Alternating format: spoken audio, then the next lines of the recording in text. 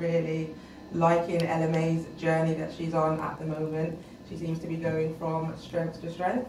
So now we're going to be having our interview with Andre Soul. Our second guest, Alicia, has arrived in the studio. I did just ask her how to pronounce her name so that I didn't make that mistake, and then I just did it anyway. I'm tired. I had a really late night last night. So Andre, here we go, your interview, the moment you've been waiting for. So you want to tell us a bit more about how you became a promoter in the first place? I actually thought the whole thing was an interview, but okay. How I became a promoter. Yeah. You know, the crazy thing is, like, I say this is for you, I was a late bloomer, so I never used to go out when I was younger. Yeah. I used to always kind of be responsible, look after motor builders and stuff like that.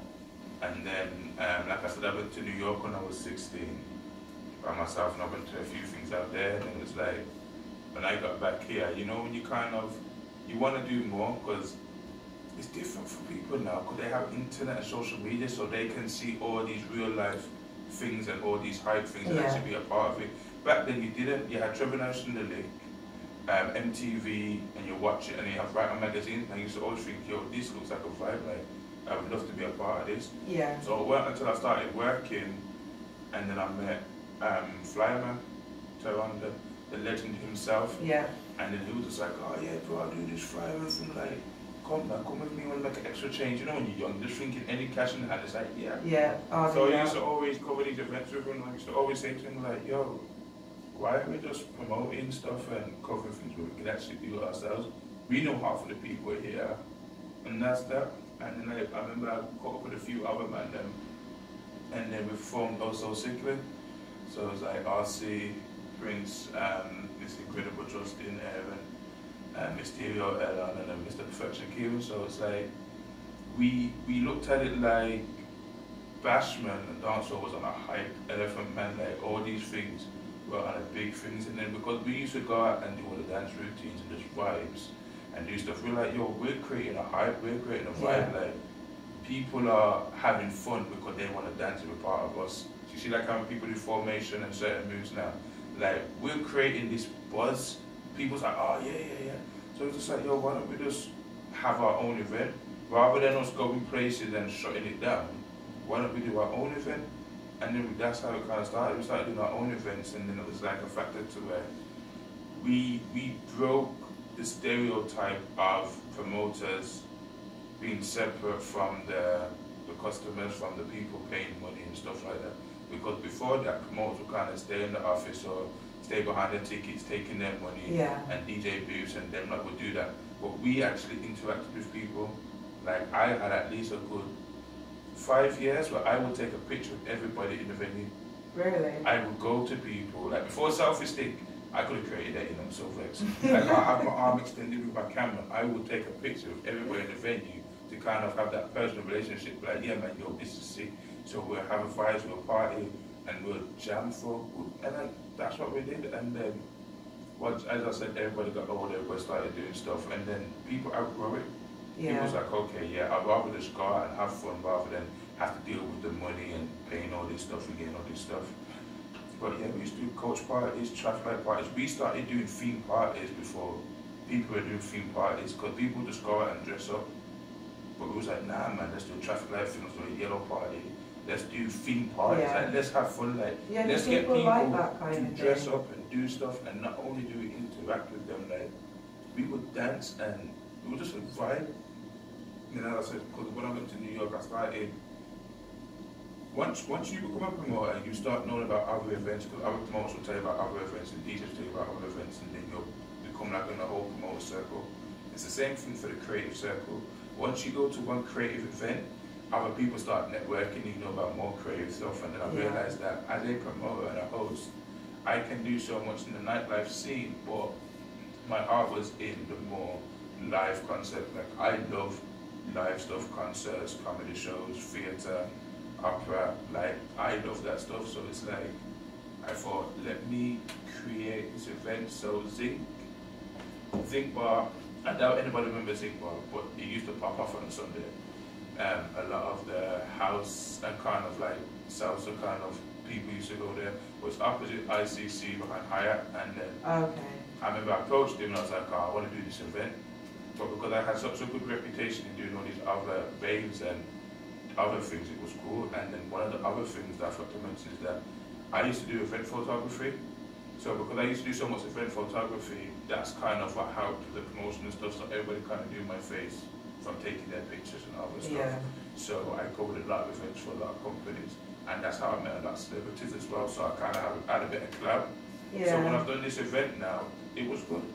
So I was threatened. you're definitely a people person then. You must be to be able to interact with all these different people in the way that you do. I would say that I try.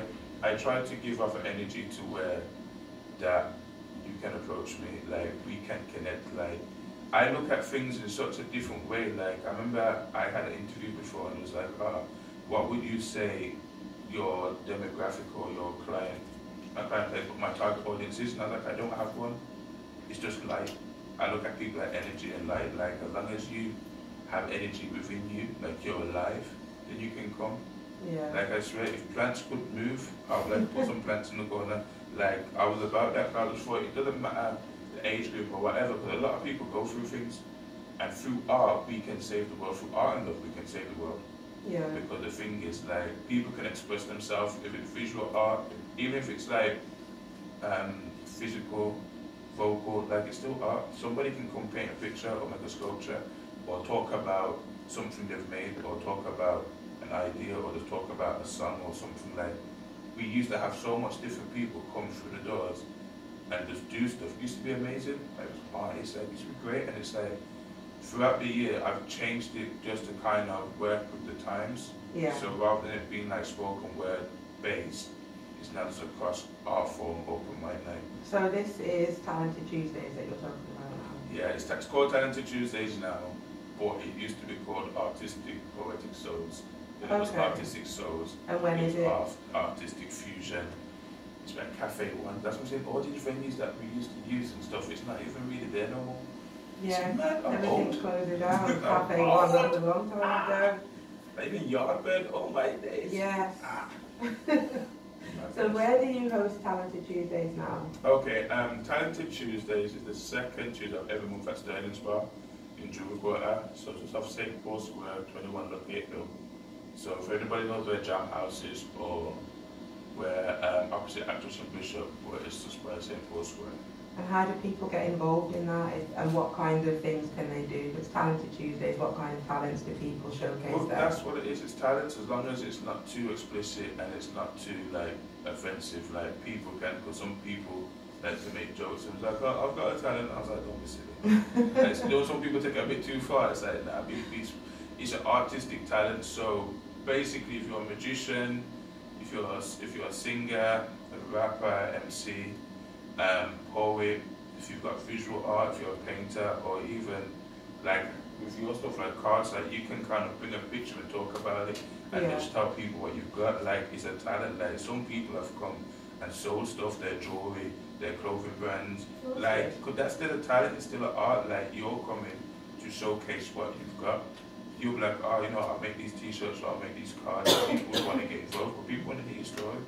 It's to kind of bring back the personal relationship to where people, rather than people just looking stuff on YouTube, people can see it live. And at the same time, it builds a lot of confidence and a good networking opportunity for a lot of upcoming performers, because a lot of people can do so much stuff online and on videos to where in front of an audience they can't really perform to their best ability, so we try to help them to consistently build them up. So yeah. So what is Movies and Mingle all about? Are you still doing that one? Yeah, so the Movies and Mingle thing, the reason why I started this last year is because I am a firm believer that 90s, I would say late 80s, 90s, and early 20s, we had some epic films, a lot of epic films that were underrated and didn't get enough things. For example, Boomerang, Eddie Murphy, one of my favorite films, Coming to America.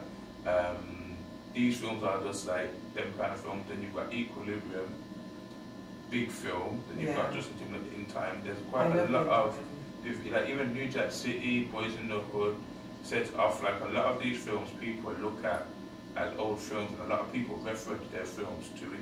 I think a lot of people tried to recreate what was in the past. Like House Party, there's never been another film like House Party. There's not really been an old films that you can't. You just I don't feel like there hasn't been. There's not realistically been a kind of awkward vibe, like happy party film. There's something you could look at and watch and be like, yo, yeah man, it's a nice film.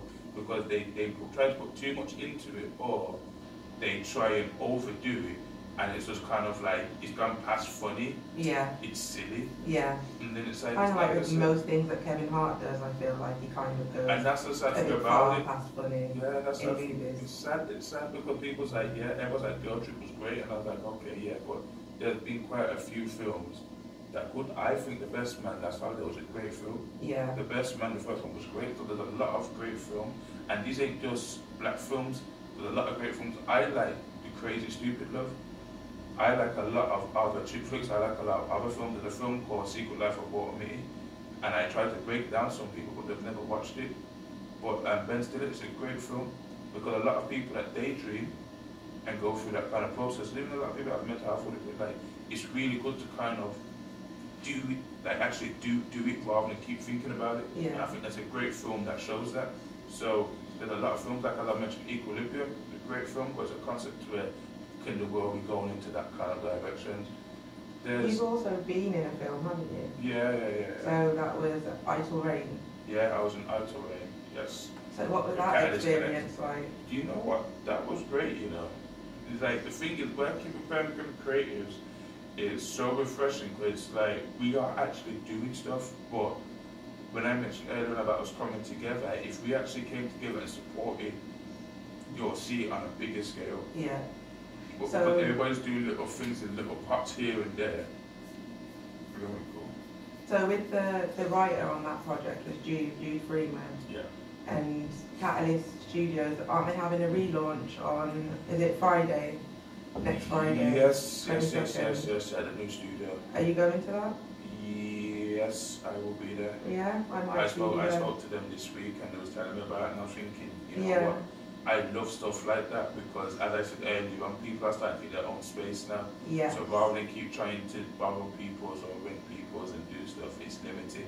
So get your own space. Like, people keep saying to me, like, Andre, you've got enough clout, you could have your own venue.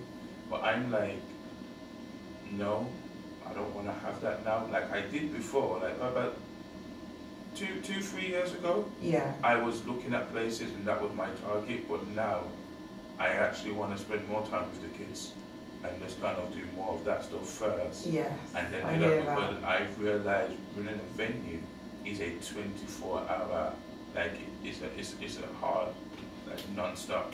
So I'd rather have this time to do some stuff that I want to do, then I can devote my life to that. Yeah. But people want power and thinking, it's all just fun and games. It's funny games. It's like, it's not, you get your license, you have the right security team, do the right events here, check this, do this. And I'm not going to just want to do stuff on Fridays and Saturdays. I'm going to want to do stuff every day because I'm creative. Yeah, I'm doing an open mic on a Tuesday. I've got the film thing already, so the screening of these great films. And the sad thing about it, I feel like this generation now, they watch so much films and think that's what it is. As you said, Kevin Hart. Some of them films are funny, but they're not as funny as old school funny films. Like, and then some of these films, like even the films that were silly, like do you remember Don't Be a Menace while drinking juice in the hood? That was like stereotypical funny scene. It was hilarious because they were doing it to behave like, you Scary Movie, it was funny. Yeah. But it weren't funny to say, oh, it's stupid. But it's funny. Now it's like people are trying to be funny and you could probably hear them saying, oh, let's add this joke in and on another joke. Like, let people simmer in the joke. Yeah. There's also a lot of serious films and a lot of serious documentaries that people don't watch. So when I mentioned New Jack City and Boys in the Hood and Don't Be a Menace, like these real gang-related films, even though it's American-based, like, it does affect everybody and how it is. Like I was saying the other day, like, there's a lot, we're very known for football stuff, and I'm like, a lot of people ain't seen Rise of the Foot Soldiers, like proper hooligan films. Yes. Like, these things are serious stuff that I think if people watch them now, people are like, oh, wow, like, that was really that was serious. Like, same thing people talk about, I'm like, watch Shutters again, watch Stars Are Green again, like, in this day and age, and make them watch them, like, yo, take time when you're kind of doing stuff, little things, like, even stuff like Soul Food. I feel a lot of people kind of not necessarily don't put respect on the elderly name, but it's like people forget the elderly hierarchy.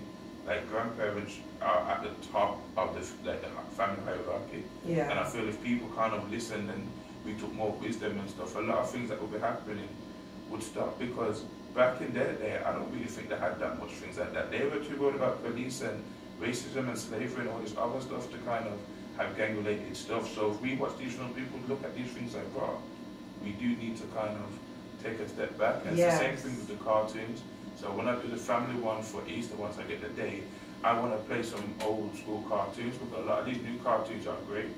Don't get me wrong, but some of them it's a bit random. It's just like you're either not learning anything from them, or they're just teaching them like bizarre, like random stuff. For me and Peppa Pig, beef on a regular. I was so glad when my daughter grew out of Peppa Pig. I hated Peppa Pig. Daddy, silly daddy, oh god, fat daddy. Like, oh, this is it. Slap up. Like, we used to watch, like, I had to break it down the other day, like, we used to watch stuff like Never Ending Story, and yeah, Simpsons was a mad one, but there was still little things, but we used to, like, watch different stuff, Babies, like, proper nice cartoons, and same thing with shows, like, we had good shows, like Fresh Prince of Bel-Air, In the House, Malcolm and Eddie, One-on-One, Moesha, My Wife. We had some good shows, and now there's not really much. Like that, is there? This is why I want to kind of get people to remember, like, yo, like, look at stuff, like, Netflix is smart because they're getting a lot of things on there. But at the same time, if I do these events and bring the awareness to people, people can go home and watch these things with their kids. I feel like some parents do dash them in front of the TV and allow the TV to feed their children crazy stuff. I'm like, no, make your child watch like something, like some deep kind of cartoons. Like, if you're going to watch cartoons, make them look at some classics. Yeah. Like proper classics, not look at the adapted version ones, they're stupid. And sometimes they make them too morbid or try to make them too funny, and it's like, oh, that person wasn't like that. Like, you want to buy like some stuff like Mulan, big cartoon. That was one of my favorites. Big cartoon, like that shows women, like, you know what, you can do stuff. You can be a warrior. You're serious? Lion King, favorite, watch the theatre, the new one's coming out now. I just hope. Because Will Smith's been getting slated for Aladdin, and I'm just thinking, you know what, you can't. It's sad because you can't beat Robin Williams, but he did get slated for it. But there was a lot of cartoons that adults would watch and be like, you know what, yeah. How to Train a Dragon, to me, is one of the best trilogies of cartoons, because they had the seriousness and stuff. So if you watch 1, 2, and 3, amazing. But like I said, I feel like a lot of people don't pay attention to what their kids watch. It's the same thing we said with the New Zealand thing. People are so exposed to watching anything, it's desensitized. So I want to kind of bring these old films back, these old shows and these old things that people can watch together in the venue and realize that, wow, okay. Because imagine you watching, so with a lot of films and serious films, but imagine you sitting down with your child and your family and you're watching Soul Food, and you're looking at all of that politics and all that stuff, and you're thinking, oh, we watched this on Greenleaf the other day. Yeah. It's the same kind of transition of things, system and arguments and stuff, but the thing is, it's like, yo, just watch it. Life's too short, because when you watch it's mad. So I know everybody cried at the Best Man holiday when mine girl passed, like people bought. Yeah. Because it's emotional, and a lot of people have had family members that people passed over cancer. I'm thinking, these are the kind of films that are good, because you have a good happy part in it, and you have a serious reality part, and that's what you need. You can't have laughy all the time, because then people's just going to take everything as a mockery. So next month is your birthday soiree. Yes. What date is your actual birthday? The 11th. But the event's on the 6th. The 6th of April. Yeah, I always spend my birthday day itself with either my mom, the kids, or the family. Like I always, I think because I do so much, well, not as much now, but because I used to always do so much, I try to just make sure significant days are with significant people. So yeah. Well, that's good. That's important. And on a side note from the topic, there's always the conversation about black dads not doing enough, but we have 2 great black dads in the studio today who are doing fantastic work, doing what they need to do, being in their kids' lives. So yeah, big ups for that. I just think it's a process. It's a process, like I said earlier, when I actually follow Black Men Can on Instagram. Yeah. And it's a great page. They got fashion, we dress up, graduate, take a lot of stories. When they come home from the army, sometimes they get let out of prison. Whenever they're kids, it's a nice page to kind of show people. I had to show this to people because they were like, well, there's not enough black dads doing stuff. I was like, follow this page because this page is dedicated to that. People keep saying the negative portrayal of black men, and they're kind of trying to break us down and demasculate us and all this other stuff. But I'm like, there's pages to uplift us and do stuff. But it's a factor of we need to kind of let people know, like, people say that, like, Andre, you're such a great dad. I'll go see a picture of me and my daughter in the library and from the magazines. But I'm like, I'm not that much of a great dad. I perceive to be one, but I know I can be better. So I always try and be better. Yeah. I don't want my daughter to ever ask for anything because I feel as if you actually really never know if you're a great parent until you're tested. My oldest daughter's 9, my son's 3, my youngest is 2. But I've not got to a stage yet to be tested. Yeah. You see how we spoke about the teenage years. Yeah, the teenage years and the adult years, because I don't want to have a picture in the newspaper like, I've let my child down or stuff like that. Yeah. I am trying my best to constantly remind my children that they are loved, they are acknowledged, and they have purpose. And then whatever the issue they have, take it out on me. Take it out on me and talk to me. Because then if you've got an issue and you feel as if you need to express it or take it out on somebody, take it out on me, because that means somewhere along the line I've let you down. So I would then talk to them, and that's that. So if my daughter was upset about something, me and her would rap, we'd play fight, or we'd sit down and we'd talk. Like yesterday we played dominoes, started to teach her how to play chess. Yeah. And we do stuff, and because I've got 2 toy sisters as well, I let them play the toy sisters, because it's a balance. But I feel like everybody's always like, it's the parents' fault, they need to take up responsibility, this knife crime stuff, it's the parents, or it's the education, it's the police, but it's not that, it's so much things happen. Yeah. Somewhere along the line, there's been a miscommunication of right and wrong, or somewhere along the line, there's been a miscommunication of what's acceptable. Yeah. Like, when did it become acceptable to carry that? What generation did it become acceptable? For people's like, it's our generation, but I'm like, I made a joke that I've laid with my friend, like, when we used to carry knives, it's because we went to Blackpool, and we could get them, and then we'll bring them back, and we'll crack joke, and then we'll probably like just for decoration more than anything else. Like apples, like we used to actually do practical stuff. And even if we had fights in school, by the end of the day, it was done. No one's trying to come after school and stab nobody and stuff. And even if we did fight after school, it was like a cluster. We're fighting in the subway, we're fighting in the park, we're fighting on the bus, and then it's done. No one's trying to hunt nobody down to kill them or anything else. It's kind of just, that's it. Like, beef generally was like rap beef, like there was beef, and then it was squashed. Now it's not beef. It's ongoing. Now it's social media is exacerbating it. Now you can't call it beef because it's not the same thing. No, it's not. Now it's war. It's like, it's a life for a life. It's like, okay, you do this, I'm gonna do that. You do this, that's that. Because I'm a big anime fan, Naruto, big anime watching. But it's the same thing he says, it's like you can't truly stop war and stop hate until you understand the other person's pain. Wow. You have to understand the other person's pain to why they feel like that. Like, I can say something to you, do something to you, but because I don't understand how that's impacted you, I would never truly understand why you want to hate me. Yeah. And then only then, learn. Yeah, and that's what it is, through understanding and that we can learn. But I feel like a lot of people do so much stuff. So this is why I do these events. I do these events so people can come and feel something, build the atmosphere, make somebody perform and feel some type of way. I would always talk about different topics and different things. I would always do random performances here and there, but it's to kind of bring people together, to be in a safe environment, to express themselves, and for other people also to kind of become enlightened and uplifted. Like, so, you know, the amount of people that have cried, and I've spoken to after the event for like 3 hours, and about, Andre, oh my gosh, I'm so happy I came out, And these are male and females, white, Asian, black, all different age groups and stuff that I've spoken to people, and they're like, oh my gosh, this and that. Like, I could speak about something and be like, oh, can you tell me more about that? And then I put them onto events or onto shows or onto other stuff. And it's the same thing. Like, I remember there were some people that came to something and they were practically homeless. Like, they practically like tried to run away. And I was like, you know, I'll take my coat. It's cold outside, take my coat. I'm driving home, I don't need my coat.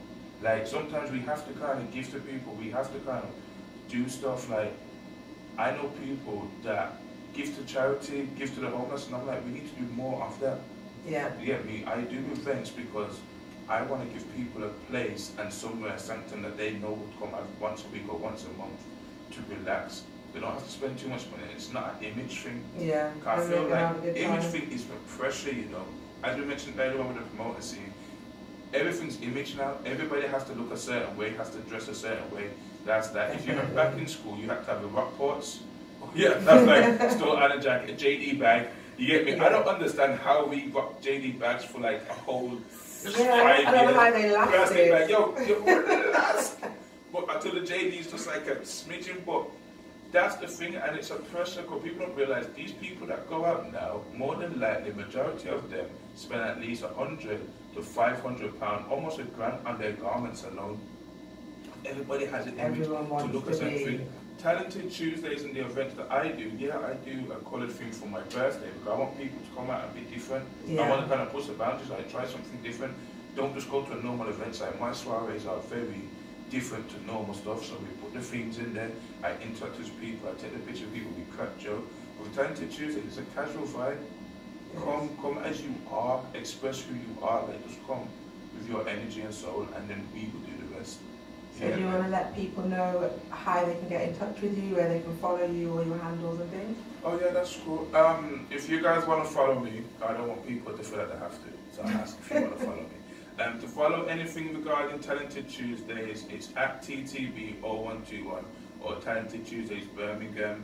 Any performer, please come down next Thursday, the 21st of March to Sterling Spark, because we've got the voice auditions, so the UK voice audition. So if you know someone that's a performer for anything, just come down. It's 7 till 10 and it's free. So anybody can come down. If you want to come down and support, do that. And if you want to follow all of the other events I do, it's andresoul.end. Or just type in Andre Soul and then anything will kind of come up and it'll just show you all the other events I do. There's a lot more I want to do, but it's just a process because people don't take to new stuff well. Yeah, you got to drip feed it slowly, test the waters. But thank you very much for coming in and speaking with us today, Andre. Yeah, I'm sure we will see you again soon and we'll come and check out some of your events. Alright, cool.